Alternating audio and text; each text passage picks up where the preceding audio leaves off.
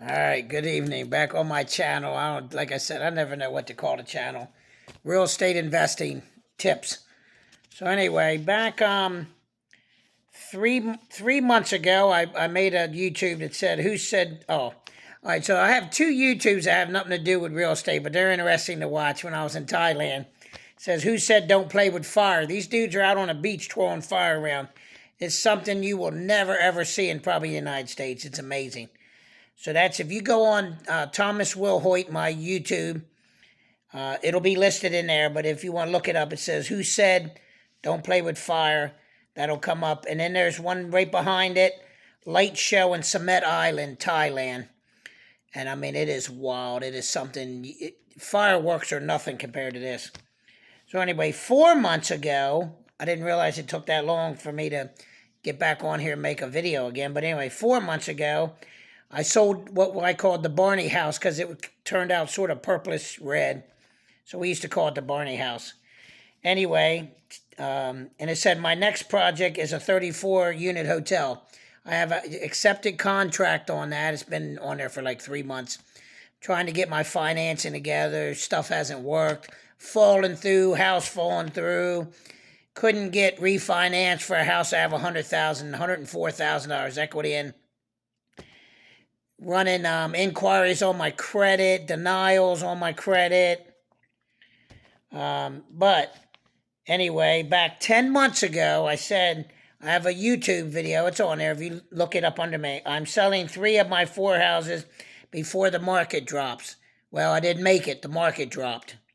So what I thought I was going to make, I didn't. I finally had to cut loose of them to get some money out of them. So I'll tell you about the one at 534 Melinda, which is the Barney house.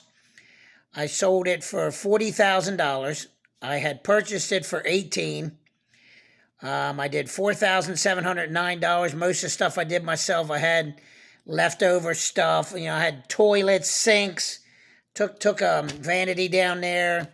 I had toilets in a storage unit, vanities, lumber, what have you. I had a lot of stuff. So it didn't cost me a lot because I had a lot of leftovers of stuff from other repairs and stuff, rehabs. So anyway, I sold the house for $40,000, $18,000 to originally purchase it, $4,709. I think I paid like $300 some taxes. I don't have that figure right there with me, but somewhere in there, and I profited $17,290. It might have been just right at 17 because of the taxes. But however, I get my $18,000 back that I purchased the house with. So I did make a profit, but I ended up with 35,290.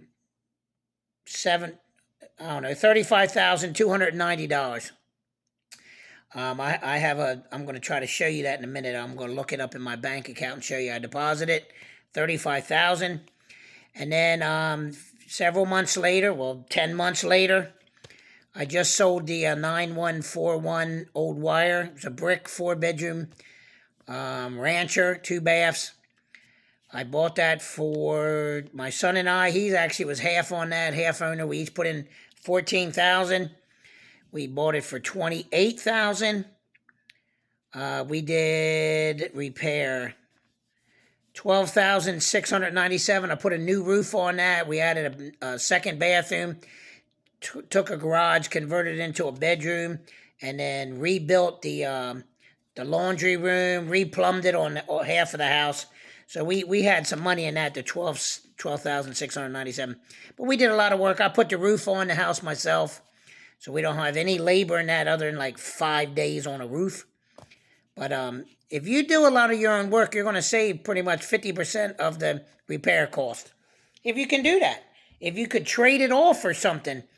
Like when I go to West Virginia with the hotel, I'm going to try to trade off the labor for building my tiny houses for them to stay in either the hotel or one of the tiny houses for however long it pays it off.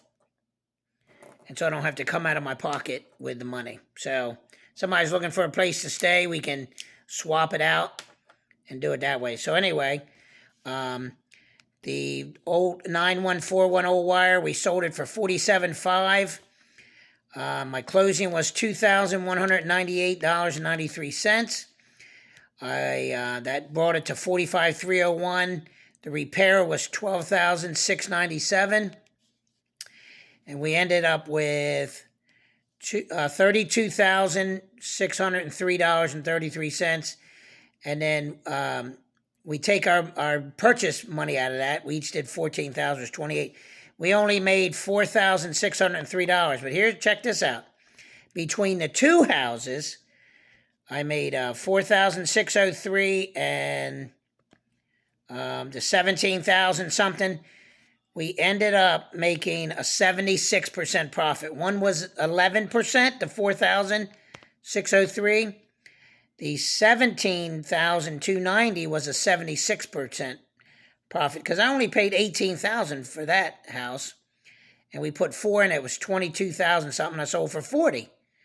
So we had a 76% profit on that, and then the other one was 11. You averaged them together, we did a 43.5% between the two. So some you won't make a great deal on, some you will. So I try to stay around 40 or 45%. So we did 76% on that. We did okay. And so that's that deal. Now, here, let me show you so you don't think I'm lying. And people talk all that crazy stuff. We sell 50 houses. We rehab 50 houses a year or whatever. See if I can show it to you. It's my bank, M&T Bank. 80,000. What's it say? 80,800. Hold on. Shit. I think I just turned my phone off now. Wow. Oh, anyways, it's the power's down. Hold on. 80,866. See it? Where you at?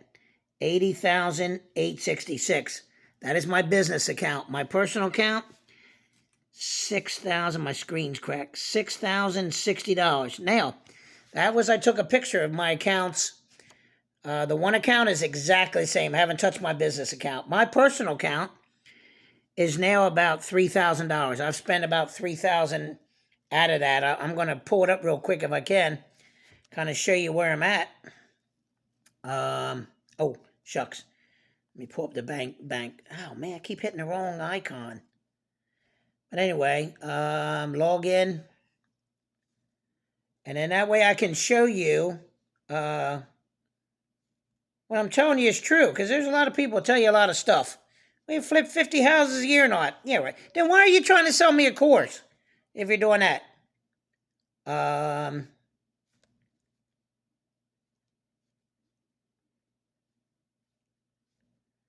Okay, so I'm going to pull my account up. Here it comes. M&T. 3,000. My screen's cracked. I got a new phone now, the one I'm recording on. $3,642.35. See it? Okay, so I'm telling you the truth. So like I said, I had 60 in there. I spent some money, paid a mortgage, did some stuff out of my personal one. And then, of course, my my business account, I'll show you exactly what that is. I'll pull it up. And because I want you to know I'm telling you the truth. And I'll tell you where we'll be at. I got to make sure I don't run over. I'm at 8 minutes, 9 minutes. All right, so it's pulling it up. I've logged in. It's going into my account. 80,866. Exactly the same. I haven't touched a business account.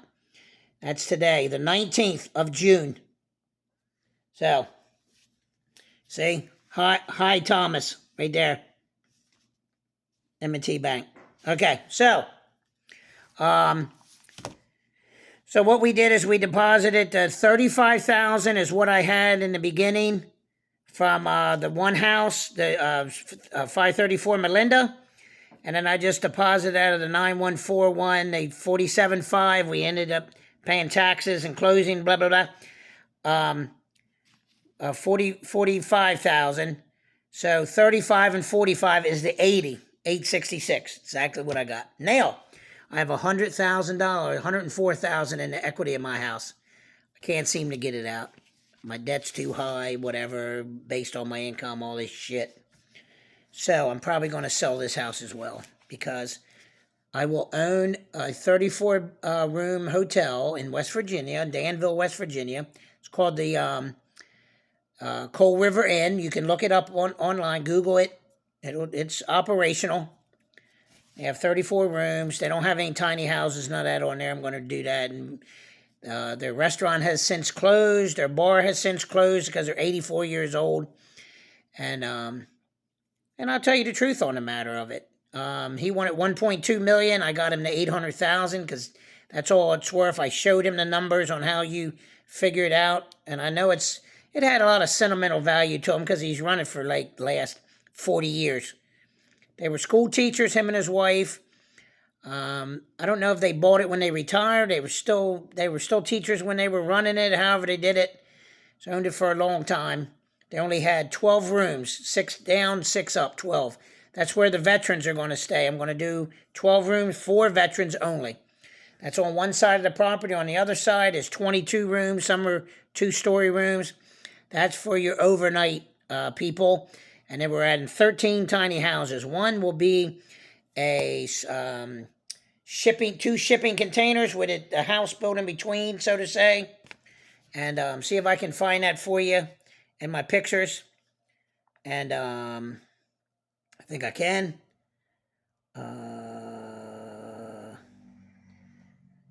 It's weird. I forget how to operate my phone. Library and screenshots. And I'll show you a picture of it. There it is. Okay. Take 2 shipping containers. Build on a concrete pad in between them. Frame out the house. And look, there it is in the bottom. So that's what we're going to put on there. It's not going to be right on the riverfront. It's going to be back a little bit. That'll be for groups of 15 people or more. When they come, if they want to do a retreat, they want to bring a group, 15 people. So they'll have 2 40-foot containers. That'll be 4 bedrooms. We'll have bedrooms upstairs, and then the living room, kitchen, all that downstairs. So it's gonna sleep. We'll probably have maybe some type of adult bunk beds, maybe 2 beds in each room or whatever. We'll end up being able to sleep 15 people. We will put in this. I mean, it's gigantic. It's a 2-story here. Look at it. And so we'll have 4 bedrooms downstairs. They probably won't be able to have bunk beds. And then we'll put the rest of them upstairs that'll probably have bunk beds. So I guess we'll have 4 down, and then we'll have 4 upstairs with bunk beds. 4 with 2 rooms, 2 bunk beds, or 2 beds in each one. That'll be 8. And then, 8, 9, 10, 11, 12. I don't know, we'll figure it out. Sofa sleep or something. We'll make it so 15 can stay there. So that's that. So I just wanted to share that with you. We're coming up on 13 and a half minutes. But that's, you saw my bank account. I have $80,000. That's enough to put 10% down with an SBA loan for the hotel. I can buy it right now. I have to get at least $40,000 equity out of my house if I sell it. And then that way, that'll be 40 added to the 80, be 120. I can borrow $1.2 million. That gives me $400,000 extra to put the tiny houses on, get the restaurant up that's been closed for 20 years because they got too old to run it. And they have a bar at the property that back in the day, these guys were doing 20 years ago $500,000 a year. I'm projected to do $1.2 million the first year with the tiny houses on, the restaurant up, and the bar up. So somebody's going to run the bar for me. I don't want to run a bar, but somebody I can trust will. Somebody that's not an alcoholic. A monkey can't sell bananas, and an alcoholic can't run a bar.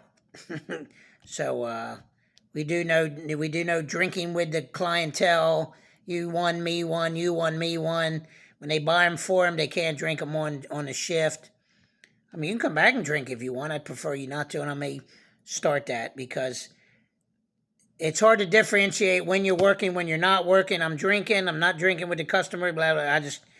If we have the rules where you don't drink at this bar, you never have to worry about it. You can't drink here. I don't know, we'll see, but maybe on their day off, they have to prove it's their day off. But, it's sort of like, listen, you don't shit where you eat. You probably should not drink, where you work at, especially in a bar. So anyway, I'll deal with that. But anyway, so we're talking 1.2 million in sales. It's a projected very low. Only the rentals, the Airbnbs, are only projected at 200, renting them 200 nights a year. Dude, when we tried to book a room next to water, it was booked out like 8 or 9, 10 months, somewhere over a year.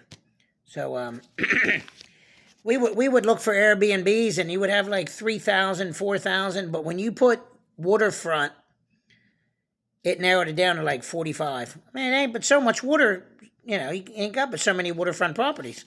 There's water a lot of places, but people got to own them. People got to do Airbnbs there. People aren't doing Airbnbs that live on waterfront at Virginia Beach. These beach houses, they ain't doing that shit. That's where they live at in their big mansions.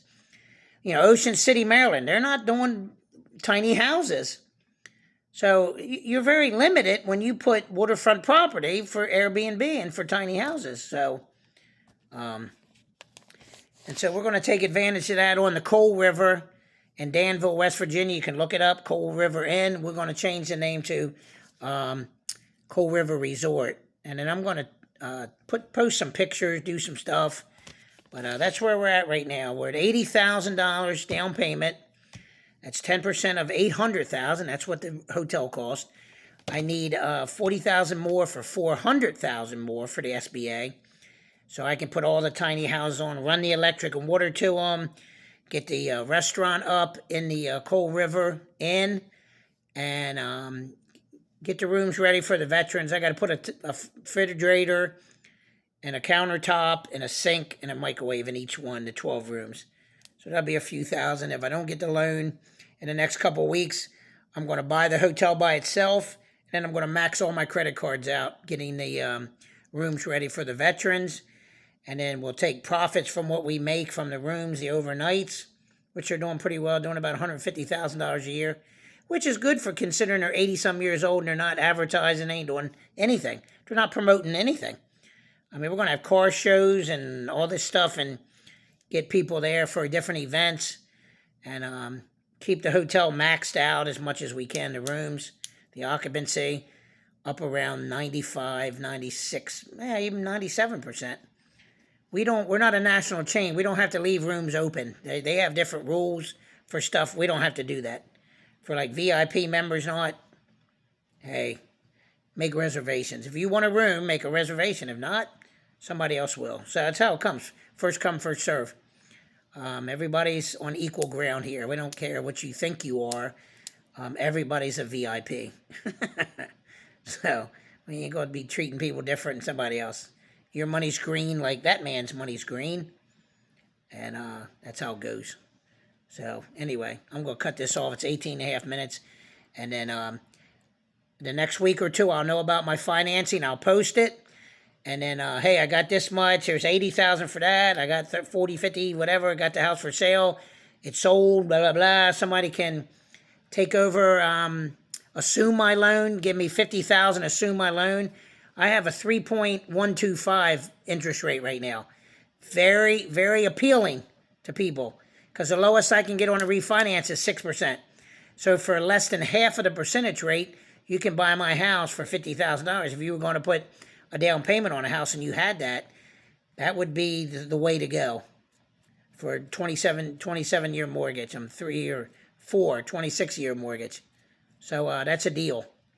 We'll see if I can find somebody to do that. Anyway, I got to go. It's 19 and a half minutes. All right? I'll see you next time.